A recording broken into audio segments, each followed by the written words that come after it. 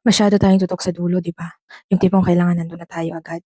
Ang focus natin ay yung before at after. Pero paano naman yung gitna?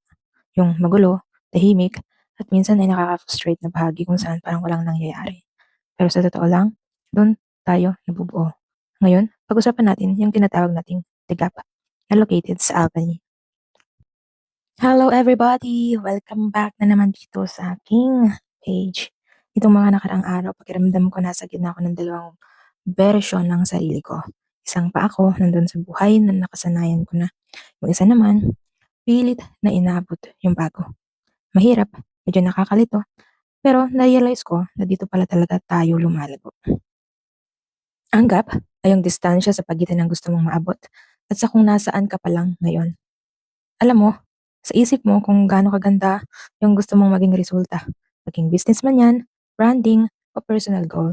Pero mga kamay mo, hindi pa ganoon kabilis o kasanay. Imbis na magmadali, susubukan kong damhin yung proseso. Kasi kapag nandun ka na sa goal, mawawala na tong pakiramdam na to. Yung excitement at gutom na para matuto. Itong gap na to ay ikukumpara natin dito sa gap na located sa Albany. So, ayan guys, pumunta nga kami dyan for our New Year. 'Di ba? So, related din siya sa gap na tinatawag nating distansya, no? Sa life, may gap-gapon ta, no? We have the gap in our life. It's not just the physical or the view in nature. Sabi nga nila, ang pinakamagandang tanawin ay nandun sa dulo ng mahabang biyahe. Pero paano kung ang ganda ay wala sa dulo, kundi nandoon sa mismong pagitan, nandoon sa bangin kung saan nagtatagpo ang dagat at ang lupa. Nandito tayo ngayon sa Dagap, Albany. Pero guys, tingnan nyo ng mabuti itong gap na ito. Itong gap na pinuntahan ko sa Albany. Ito ang nagbibigay ng character sa Albany actually. Kung wala ang puwang na ito o wala yung itong view na ito, wala ang ganda ng Albany talaga. Sa ating buhay, yung mga in-between moments o yung mga panahong parang wala tayong nararating, yun pala ang humuhulma sa atin para maging matatag. Katulad ng batong ito, ayan, o di ba maraming bato dyan. Milyon-milyong taon nang hinahampas ng alon, pero lalong nagiging iconic. Guys, ramdam nyo ba yung panginginig ng tuhod nyo habang papalapit ka sa dulo? In physical man or in life man yan? That's what it feels like to be alive. Minsan, kailangan nating mapunta sa edge para maalala natin kung gaano kasarap huminga. Dito sa gap na ito, which is the view, right there, mararamdaman mo talaga ang force ng Southern Ocean. Walang filter yan guys, walang edit. Pure energy lang. It reminds me na kahit gaano kalaki ang mga problema natin, parang bula lang yan kumpara sa lawak ng mundo. So, if you're feeling overwhelmed lately, find your gap.